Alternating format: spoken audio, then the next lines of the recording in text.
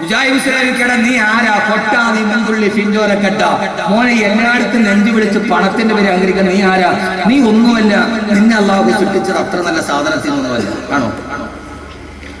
ആര് കണ്ടാലും തൊടാനടക്കുന്ന, തൊട്ടാലുടനെ കണ്ടാലുടനെ തുടച്ചു മാറ്റാൻ വ്യഗ്രത കാണിക്കുന്ന വെറും ഒരു ഇന്ദ്രിയത്തുള്ളിൽ നിന്നല്ലേ അള്ളാഹു നിന്നെ സൃഷ്ടിച്ചെടുത്തത്. അള്ളാഹു നിന്നെ സൃഷ്ടിച്ചെടുത്തത്. ഞാനിത് പറയുന്നതിന് എന്താ പ്രധാനപ്പെട്ട ഒരു കാര്യം പറയാനാണ്. നിന്നെ അള്ളാഹു സൃഷ്ടിച്ചത് അത്ര നല്ല കാര്യത്തിൽ നിന്നല്ല. പിന്നെ ഇപ്പൊ നീ ആരാ? പിന്നെ കാഷ്ടം ചുമന്നോരു കൊട്ട. പൊന്നുമോനെ, ഇപ്പൊ നീ ആരാ? വെറും കാട്ടവും ചുമന്നുകൊണ്ട് നടക്കുന്ന വെറും ഒരുമാതിരി മൊബൈൽ ടോയ്ലറ്റ് അല്ലേ നീ. ഇപ്പൊ നീ ആരാ? നല്ല വീതിയുള്ള കരയുള്ള മുണ്ടൊക്കെ കൊടുത്ത് എന്നെ തന്നെ ഇത്തിരി പശയുള്ള സുബയൊക്കെ അങ്ങോട്ട് ഇട്ട് ഒരിത്തിരി കതറൊക്കെ ഇട്ട് അള്ള കതറാക്കിയതായിരിക്കും. അതൊക്കെ ഇട്ടിട്ട് ഇമാതിരി അങ്ങോട്ട് നടക്കണണ്ട. ഇപ്പൊ നീ ആരാടാ? സുജായി ചോദിക്കട്ടെ. ഞാൻ എന്റെ കഥ പറഞ്ഞ നിങ്ങളുടെ അല്ലേ? എന്റെ നല്ല വീതിയുള്ള കരയൊക്കെ കൊടുത്ത് ഇത്തിരി പശയൊക്കെ മുക്കി നീ ആരാ? അങ്ങനെ ചോദിക്കും. ഒരു മൊബൈൽ ടോയ്ലറ്റ് കഴിക്കുക, കാനാ പീന സോന ഹബിന കഴിക്കുന്നു. കുറെ മൊബൈൽ ടോയ്ലറ്റ് ആണ് നീ ഈ ജീവിക്കുമ്പോൾ. ഇനി മരിച്ചാലോ? ഭൂമിയുടെ അടുത്ത കഥ പറയട്ടെ. ഫീഹാ തമൂത്തുന, ഈ ഭൂമിയിലാണ് നമ്മൾ മരിക്കാൻ. ചുലായി ചോദിക്കുകയാണ്, മരിച്ചു കഴിഞ്ഞാ പിന്നെ നീ ആരാ? റൂഹൊന്ന് വിട്ടാൽ ചത്ത ചകമല്ല പൊട്ട, പറനിന്റുടൽക്കെന്ത് ബഹുമാനം പൊട്ട. എടാ പൊട്ടാ, നാളെ മരിച്ചു കഴിഞ്ഞാ നീ ആരാ? 3 വെള്ളത്തുണിന് പൊരിഞ്ഞ് വീടിന്റെ ഉമ്മറപ്പടിയിൽ കൊണ്ടുപോയി മനസ്സിൽ കിടത്തിയ പിന്നെ നിന്റെ പേര് മയ്യത്തെന്നല്ലേ? പറനിന്റുടൽക്കെന്ത് ബഹുമാനം പൊട്ട. എടാ പൊട്ടാ, നിന്റെ ബഹുമാനം നിനക്കാരാ ബഹുമാനിക്കുക? അഹമ്മദ് കബീർ വാക്കബി ഇങ്ങോട്ട് കടന്നു വരുമ്പോ എത്ര പേരാണ് മുസാഫഹത്ത് ചെയ്യാൻ വന്നത്? എത്ര പേരാണ് തങ്ങന്മാരെ കാണാൻ വന്നത്? സാബിക്കനീത്തങ്ങൾ വാതിന് പറയാൻ വേണ്ടി വരുമ്പോ എത്ര പേരാണ് മുസാഫഹത്ത് ചെയ്യാൻ വരുന്നത്? എത്ര പേരാ ബഹുമാനിക്കുക? എത്രയോ ആളുകളാണ്. എത്ര ആളുകൾ എന്നോട് പറഞ്ഞിട്ടുണ്ട്, ഉസ്താദേ കാസറ്റിൽ കണ്ടതല്ലേ, നേരിൽ കാണാൻ എന്തൊരു പൂതിയാ. അതുപോലെയാണ് എനിക്ക് നിങ്ങളെ കാണാൻ എനിക്കും ആഗ്രഹമാണ്. പക്ഷേ അഹമ്മദ് കബീർ നാളെ വെള്ളത്തുണിയിൽ പൊതിഞ്ഞിട്ട് കൊല്ലം ജില്ലയിലുള്ള എന്റെ വീടിന്റെ ഉമ്മറപ്പടിയിലെ മുമ്പിൽ കിടക്കുമ്പോ ഒന്ന് ബഹുമാനിക്കാൻ ആരാണുള്ളത്? 10,000 വകത് കേൾക്കാൻ ഒരുമിച്ച് കൂട്ടിയവനെവിടെ? സഹോദരങ്ങളെ, സഹോദരങ്ങളെ, പറനിന്റുടൽക്കെന്ത് ബഹുമാനം പൊട്ട. ആ സമയത്ത് നിനക്കെന്താണ് ബഹുമാനമുള്ളത്?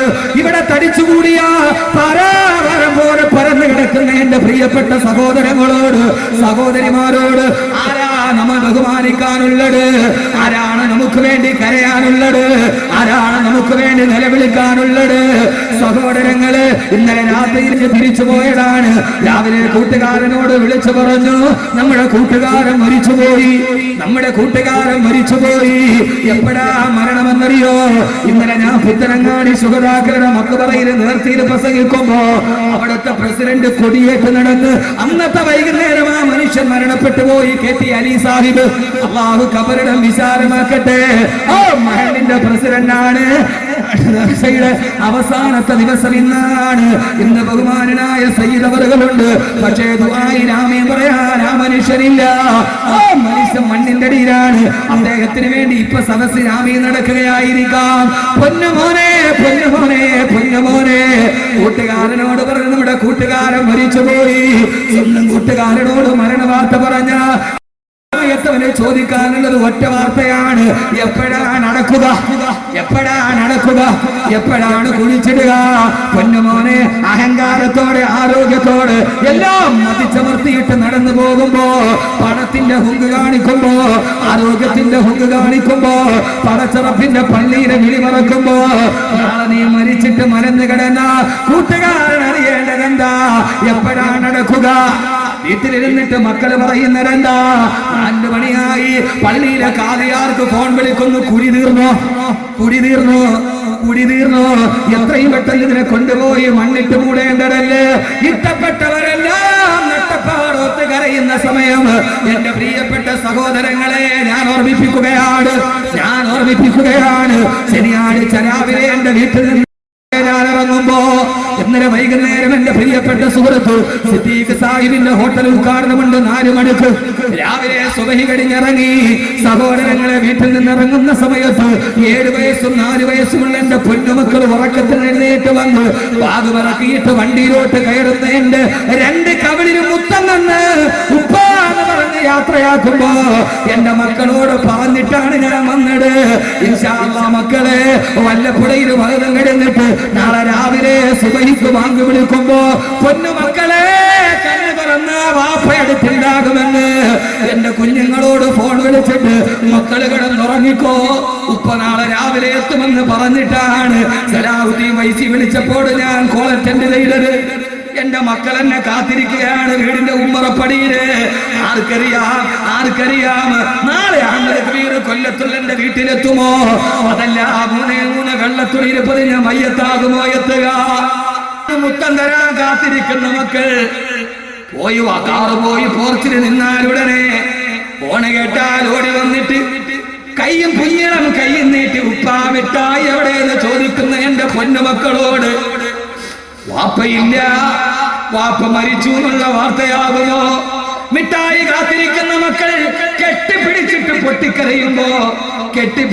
പൊട്ടിക്കരയുമ്പോ ആ മക്കളോട് പറയേണ്ട മക്കളെ ഹശ്ർ മേ ഫിർ മിലേംഗെ മേരെ ദോസ്തോ ബസ് ഗയി യേ മഖാം ആഖിരി ഹശ്ർ മേ ഫിർ മിലേംഗെ മേരെ दोस्तों बस गई ये मकाम आखरी പൊന്നുമക്കളെ ഉപ്പ പോവുകയാണ്. കൊഞ്ചിച്ച് കൊതി തീർന്നിട്ടില്ല, ലാളിച്ച് കൊതി തീർന്നിട്ടില്ല, മുത്തം കൊടുത്ത് കൊതി തീർന്നിട്ടില്ല. സഹോദരങ്ങളെ ഞാൻ പലപ്പോഴും പറയാറുണ്ട്, വയസ്സ് 35 കഴിഞ്ഞു. എന്റെ ജീവിതത്തിന്റെ ആഗ്രഹങ്ങൾ കഴിഞ്ഞിട്ടുണ്ടാവാം. അള്ളാഹു ജീവിതത്തിന്റെ തുടക്കത്തിൽ വല്ലാത്ത കഷ്ടപ്പാടാണെങ്കിലും സഹോദരങ്ങളെ ആഗ്രഹിച്ചതൊക്കെ പടച്ചിറമ്പ് കൈവെള്ളയിൽ തന്നു. പക്ഷെ എന്റെ ആഗ്രഹമല്ലേ തീർന്നിട്ടുള്ളൂ. എന്റെ ഭാര്യയോട് സ്വകാര്യ നിമിഷത്തിൽ ഞാൻ പറയാറുണ്ട്, ദുആ ചെയ്യണേ, മറക്കരുതേ. നമ്മുടെ 2 പേരുടെയും ജീവിതത്തിന്റെ ആഗ്രഹത്തിൽ തീർന്നിട്ടുണ്ടാവാം. പക്ഷേ നമ്മുടെ പൊന്നുമക്കൾ ഉപ്പ ഉമ്മ എന്ന് വിളിച്ച് അവരുടെ കൊതി തീർന്നിട്ടില്ലല്ലോ. ഈ ഉപ്പയെ വിളിച്ചിട്ട് മക്കളുടെ കൊതി തീർന്നിട്ടില്ല. നമ്മുടെ ജീവിതത്തിന്റെ കൊതികളൊക്കെ തീർന്നു, ആഗ്രഹങ്ങൾ അവസാനിച്ചു.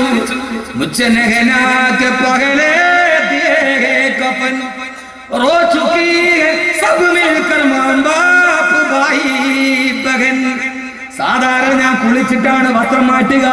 ഇന്ന് കുളിക്കുന്നതിന് മുമ്പേ അവരെന്റെ വസ്ത്രം മാറ്റിക്കളഞ്ഞു. മരിച്ചു കിടന്നവന്റെ ആത്മകരം ചെയ്യുകയാണ്. സാധാരണ കുളിച്ചിട്ടാണ് വസ്ത്രം മാറ്റുക. ഇന്ന് കുളിക്കുന്നതിന് മുമ്പേ അവരെന്റെ വസ്ത്രം മാറ്റിക്കളഞ്ഞു. ഞാൻ നോക്കുമ്പോൾ കാണുന്നതെന്താ,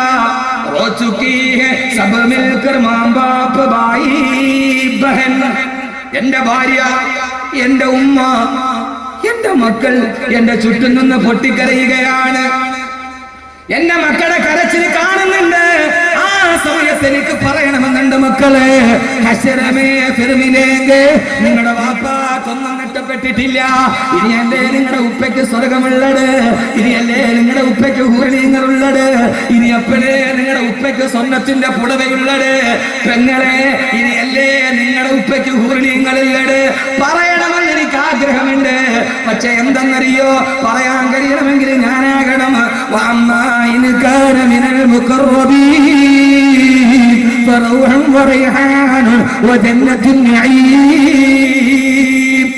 അല്ലാഹുവിലേക്ക് ഏറ്റവും അടുത്തവൻ മുഖറബാകണം.